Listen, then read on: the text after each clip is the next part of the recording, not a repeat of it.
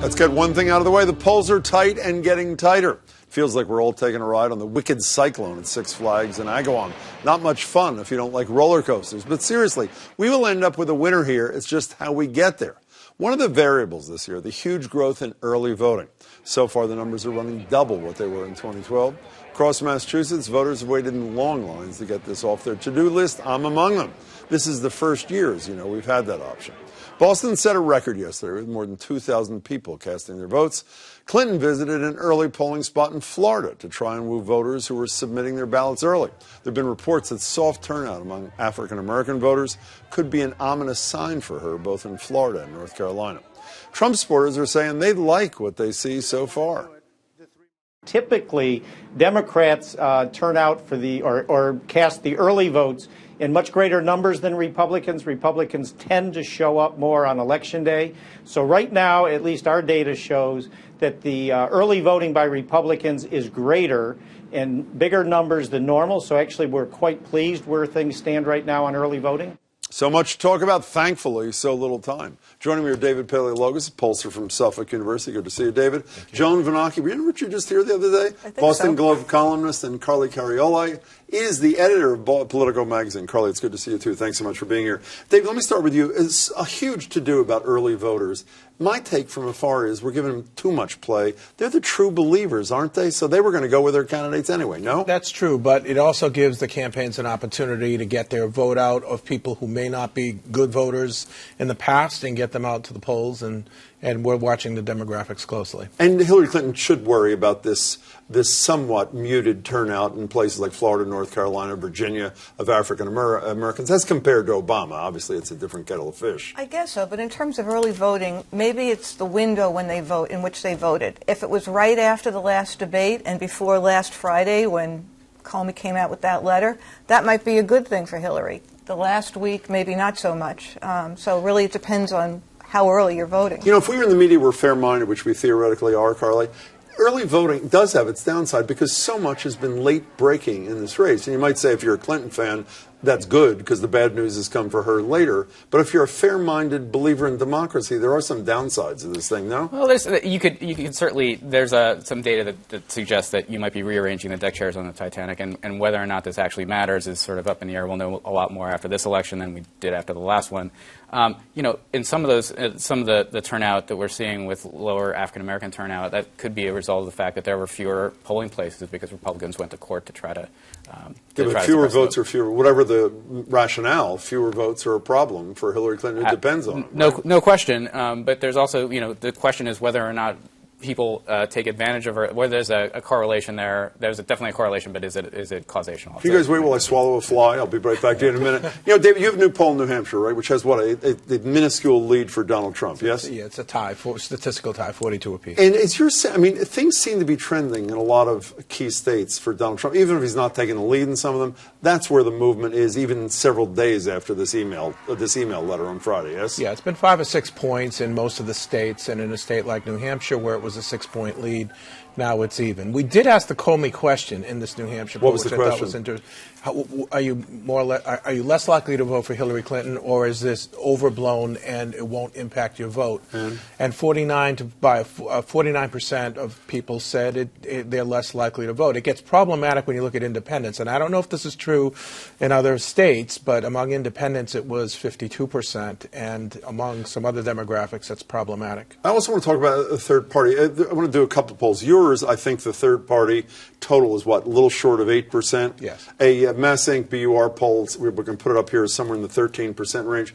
Is this Ralph Nader potential? Yes. Again, we all know what happened in Florida. It is, right? Right. I mean, I'm not great at numbers, but even I know that 8% or 13% could make a big difference. Didn't you say Bill Welch should vote? Did you write the other day Bill Welch should vote for Hillary Clinton? I did. I mean, he's gone on television, said he's vouching for her. She's honest. He loves her, except that he's still sticking with Gary Johnson, who he doesn't agree with on much. And he has to give him answers. He worked with her on the Watergate Commission years and years ago when they were young lawyers. You know, what's amazing to me, and we'll get the pollster to weigh in a second, the conventional wisdom is that third-party candidates as we get closer to Election Day, start dropping through the floor because people don't want to waste their vote. I know Jill Stein and Gary Johnson don't like those words, but that's realistically what it is. They're not dropping. Is that a function of wild dissatisfaction with the two frontrunners? Because certainly they both have I mean, I think in this poll you also see Hillary Clinton's negatives drop below Donald's for the first time. Still a majority, correct? Yeah, and one thing I'd point out, though, too, is that when you look at it as a two-way race, I think that they're actually a little bit further apart. There's more of a lead for Clinton. More of a lead for Trump, and two on. So when you go to the four-way race, takes 4 points off of Trump and 3 points off of Clinton. So she ends up a little bit closer at the end of that. So there's a possibility here where it actually hurts Trump a little bit more than it hurts her. You buy that? I think it depends state to state. You know, there are some states where Hillary Clinton should do well because Jill Stein's not on the ballot. Nevada, North Carolina. That's, you know, Florida, you know, Joe mentioned Florida. There are 6 certified candidates on the Florida ballot. 6, and there's another 6 who are eligible to be written in.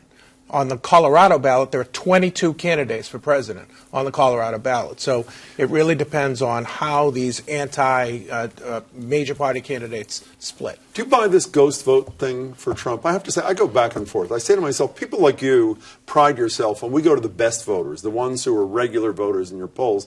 Well, the theory of the Trump campaign is the people we're bringing into this race are not regular voters. Some of them have never voted before, even in their middle age. So the David Paleologuses of the world wouldn't capture them. Add to that they're either embarrassed or too angry to tell someone like you, I'm voting for Donald Trump because I don't want to be ridiculed. Do you buy any of that? No. We collect, and most pollsters collect from either random digit dial and or phone lists, adults, and then we screen them in terms of their intensity. So even if they were not on a good voter list, we have cast the net out you can be to capture those people. Intense by your criterion, yes. Even if you're not a regular voter? Yes, unless they say they're 50-50 or not likely to vote, and we terminate the call, and then they go vote. Secret voters for Trump? Well, I read a very interesting piece on Politico, actually, that said that, You're welcome, voters are more honest with Internet polls and robocalls than they are with a real live person on the other side of it,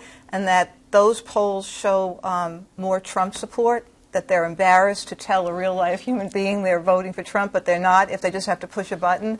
So, I'm not an expert on polls, but I kind of believe there could be a little bit of That makes total sense to me. I know the pollster, the expert, says no, but it makes total sense. I have not met a whole lot of shy Trump voters. The ones that you come across seem to be willing to tell you about it. And I think you're going to talk to Rebecca Traister, and she's got some really interesting thoughts about whether or not there could be some hidden Hillary voters among Republican women. And I think those two things are likely to cancel each other out to the degree that there Speaking of women, about a quarter century ago, there was the wife of a would-be president who many people think saved her husband on 60 Minutes. Well, there's another woman who's trying to do a similar act. Today, for the first time, Melania Trump is out on the trail by herself.